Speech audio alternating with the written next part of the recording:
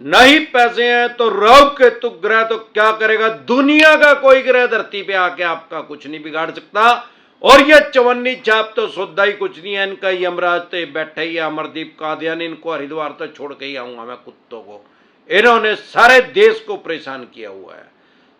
भाई किसी आदमी ने अगर 25 लोन लिए हैं, अगर वो अपराधी है तो इन बैंक एनबीएफसी कंपनियों तो 25 करोड़ आदमियों को लोन दे रखा है, तो ये सबसे बड़े अपराधी हैं।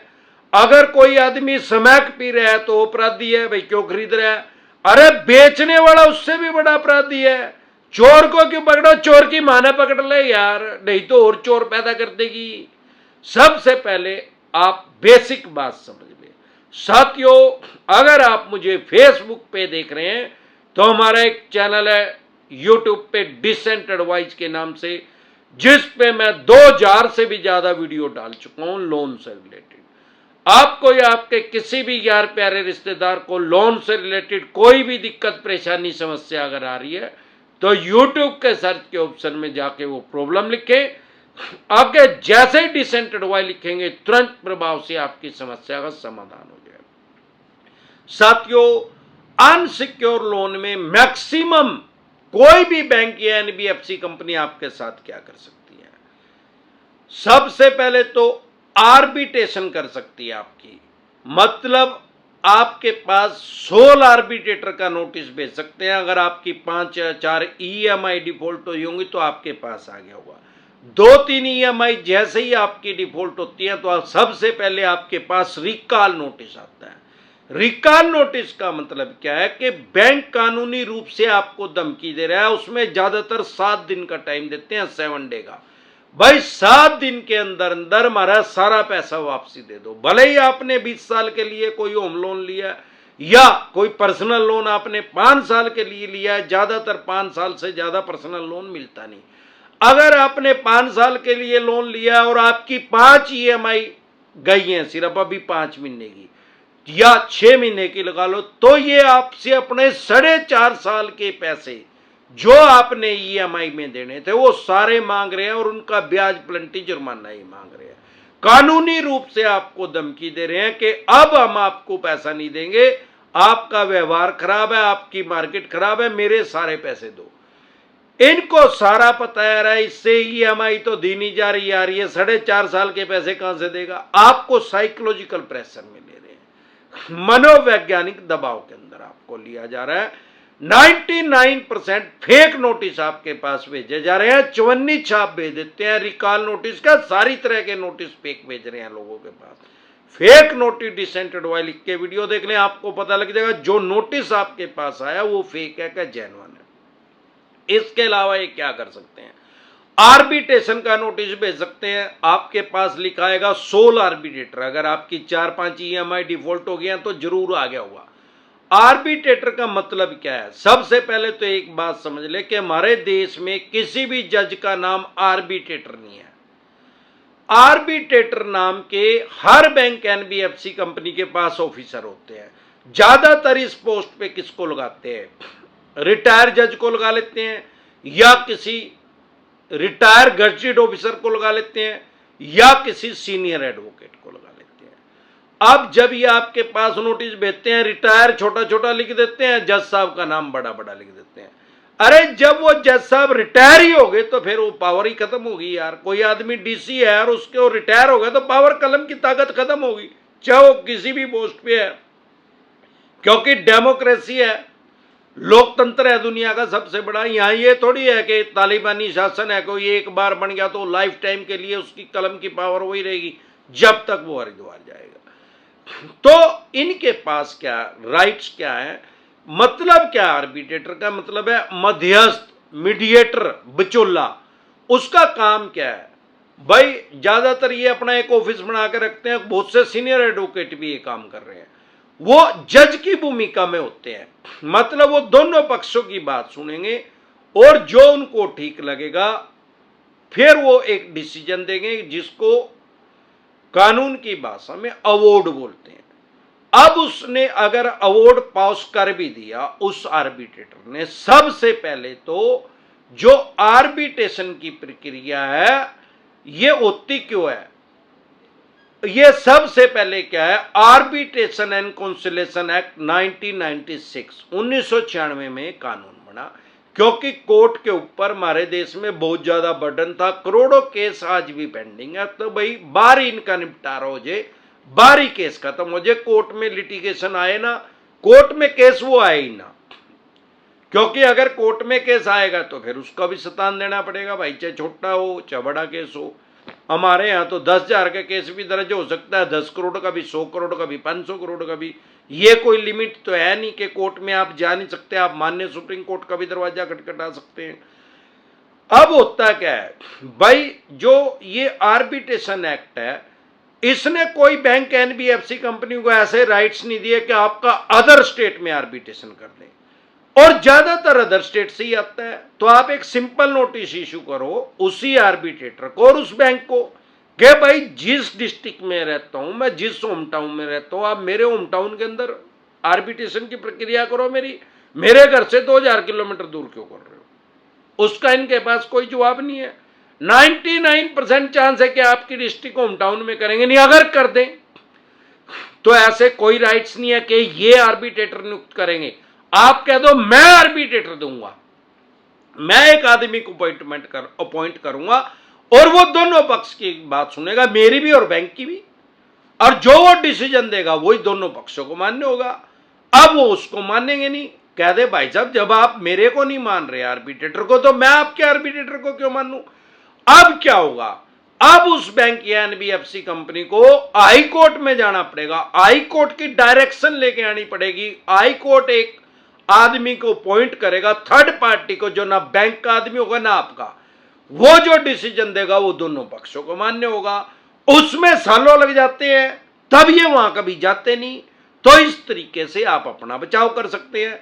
या अगर इन्होंने आर्बिट्रेटर की प्रक्रिया पूरी भी कर दी है तो सेक्शन 34 के तहत आप इनके खिलाफ कोर्ट में जा सकते हैं, क्योंकि ये जज का नाम है ही नहीं, उसने अवार्ड दे भी दिया। अरे भाई मैंने तो आज तक कभी भी ग्राहक के हित में वो अवार्ड पास होता नहीं देखा, कभी भी फैसला आते हुए नहीं देखा, क्योंकि कहीं ना कहीं तो ग्राहक भी गलत है, भाई पैसे नहीं दे रहा, लेकिन उसके पक्ष को इग्नोर करके बैंक या एनबीएफसी कंपनी की साइड आता है। अगर अवार्ड पास हो भी गया तो आपकी कोई भी चल संपत्ति आपकी जब्त हो सकती है, अचल संपत्ति नहीं हो सकती।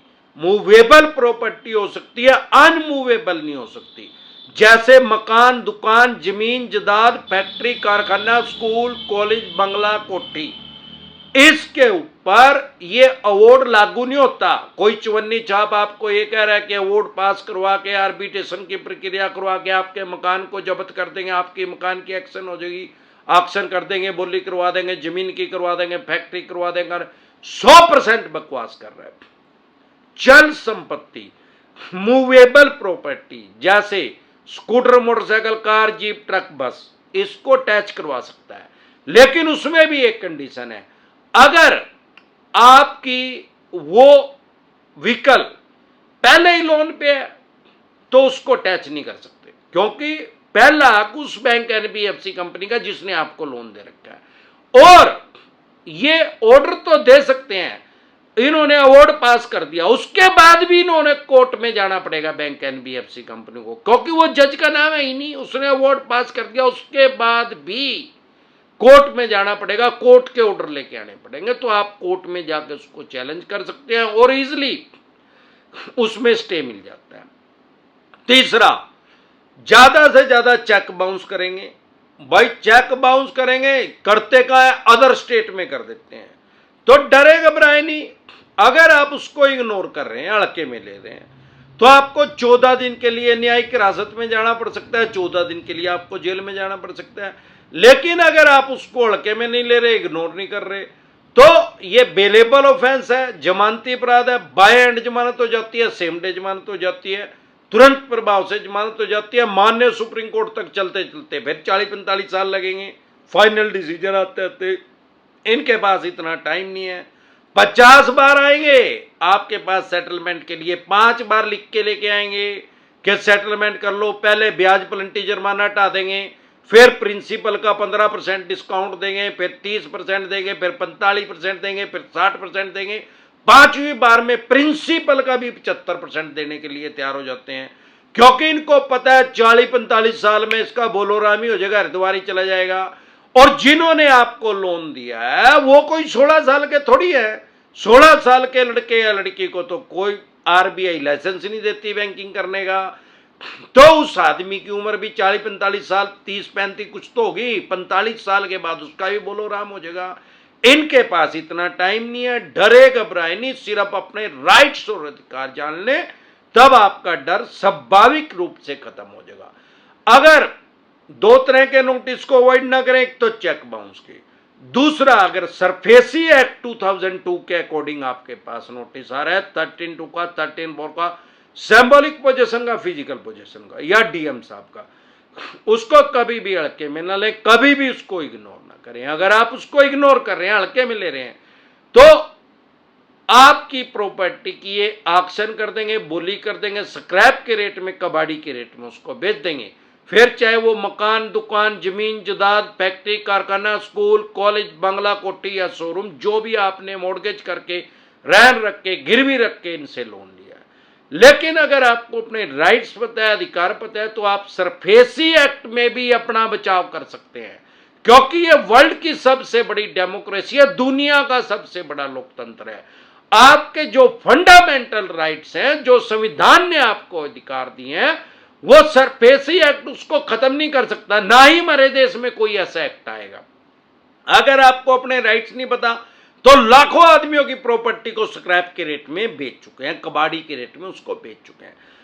अब फॉर एग्जांपल आपकी प्रॉपर्टी की वैल्यू 3 करोड़ रुपए है, ये आपने देना 1 करोड़ रुपए है, या उसकी मार्केट वैल्यू 1 करोड़ रुपए लगा रहे हैं, रिजर्व प्राइस उसका 1 करोड़ रुपए रख दिया, तो आप एक सिंपल नोटिस इशू करो इनको कि भाई मेरी प्रॉपर्टी की वैल्यू 3 करोड़ रुपए है, या आप जिस लोकेशन पे मेरी प्रॉपर्टी है 2 आदमियों का एफिडेविट लेके आओ कि भाई वो अपनी प्रॉपर्टी की 1 करोड़ रुपए में सेल करने के लिए तैयार है।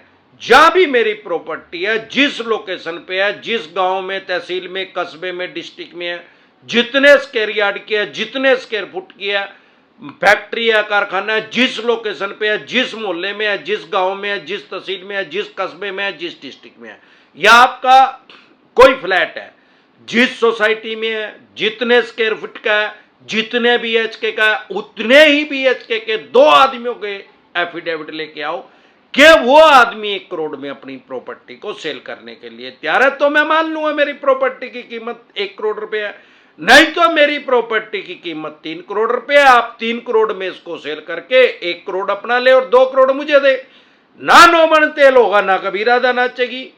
तो इस तरीके से आप अपनी प्रॉपर्टी का बचाव कर सकते हैं। या अगर आपका केसीसी का लोन है, खेती किसानी का संबंधित कोई लोन है, तो आपके ऊपर सरफेसी एक्ट इंप्लीमेंट नहीं होता, लागू नहीं होता। अगर आपका 20% से पैसा कम रह गया तो भी सरफेसी एक्ट आपके ऊपर इंप्लीमेंट नहीं होता, लागू नहीं होता। 50% से ज्यादा पैसे जा चुके हैं तो आप इनके खिलाफ डीआरटी में जा सकते हैं, यह भी कोर्ट का नाम है। अगर आपकी 4-5 ईएमआई डिफॉल्ट हो गई हैं तो स्वाभाविक बात है कि आपके पास सरफेसी एक्ट का नोटिस आ गया होगा। अगर 2 ईएमआई डिफॉल्ट हो गई हैं तो आपकी 3 ईएमआई डिफॉल्ट होती है, आपके पास सरफेसी एक्ट का नोटिस आ जाएगा। एक भी ईएमआई अगर आपकी डिफॉल्ट नहीं हुई, या जैसे ही 3 ईएमआई डिफॉल्ट होगी आपके पास सरफेसी एक्ट का नोटिस आ जाएगा। अगर ऐसी क्रिटिकल सिचुएशन आ गई है या आने वाली है तो तुरंत प्रभाव से एडवाइज लें। प्रिवेंशन बेटर देन क्योर, इलाज से हमेशा परहेज बेहतर है। अगर आप हमारे साथ टेलीफोनिकली जुड़ना चाहते हैं या पर्सनल मीटिंग करना चाहते हैं, फिर आपका लोन 2 करोड़ का है, 5 का है, 25 का, 50 करोड़ का, डज नॉट मैटर कि कितने करोड़ का आपका लोन है, कितने अरब रुपए का आपका लोन है। आपके पास लोन से रिलेटेड जो भी डॉक्यूमेंट्स हैं वो सभी लेके आप मेरे से पर्सनली मीटिंग कर सकते हैं, पर्सनली एडवाइस ले सकते हैं, टेलीफोनिकली भी एडवाइस ले सकते हैं। हमारे साथ जुड़ने क्या प्रोसेस है, आपकी स्क्रीन पे कमेंट बॉक्स के अंदर एक नंबर आया हुआ है 9306347314। इस नंबर को सेव करके व्हाट्सएप मैसेज करें, तुरंत प्रभाव से रिप्लाई आएगा कि कैसे आप हमारे साथ टेलीफोनिकली जुड़ सकते हैं, या पर्सनल मीटिंग कर सकते हैं। एक बार जोर से मिलकर नारा लगाएंगे, समझ गए गंजे टकले? जय ससुराल वालों की बोलना है। अगर आप हमारे साथ पर्सनल मीटिंग करना चाहते हैं और लोन से रिलेटेड जो भी डॉक्यूमेंट्स आपके पास हैं, आपके पास सरफेसी एक्ट 2002 के अकॉर्डिंग नोटिस आया, 13(2) का, 13(4) का, सिंबॉलिक पोजीशन का, फिजिकल पोजीशन का, या डीएम साहब का, या 138 नेगोशिएबल इंस्ट्रूमेंट एक्ट 1881 का, या पेमेंट एंड सेटलमेंट एक्ट 2007 का, या आर्बिट्रेशन एंड कंसोलेशन एक्ट 1996 का, या रिकॉल नोटिस आया, अन्य किसी भी तरह का कोई भी नोटिस आपके पास आया है, लोन से रिलेटेड जो भी डॉक्यूमेंट्स है वो सभी लेके आप मेरे से पर्सनली मीटिंग कर सकते हैं, पर्सनली एडवाइस ले सकते हैं, या टेलीफोनिकली भी एडवाइस ले सकते हैं। हमारे साथ जुड़ने हैं, क्या प्रोसेस है? आपकी स्क्रीन पे कमेंट बॉक्स के अंदर एक नंबर आया हुआ है 9306347314। इस नंबर को सेव करके डायरेक्ट कॉल करेंगे, कोई रिप्लाई नहीं आएगा। व्हाट्सएप कॉल करेंगे, कोई रिप्लाई नहीं आएगा। व्हाट्सएप मैसेज करेंगे तो तुरंत प्रभाव से रिप्लाई आएगा कि कैसे आप हमारे साथ टेलीफोनिकली जुड़ सकते हैं या पर्सनल मीटिंग कर सकते हैं। एक बार जोर से मिलकर नारा लगाएंगे, बोल बे कंचे टकले, जय ससुराल वालों की।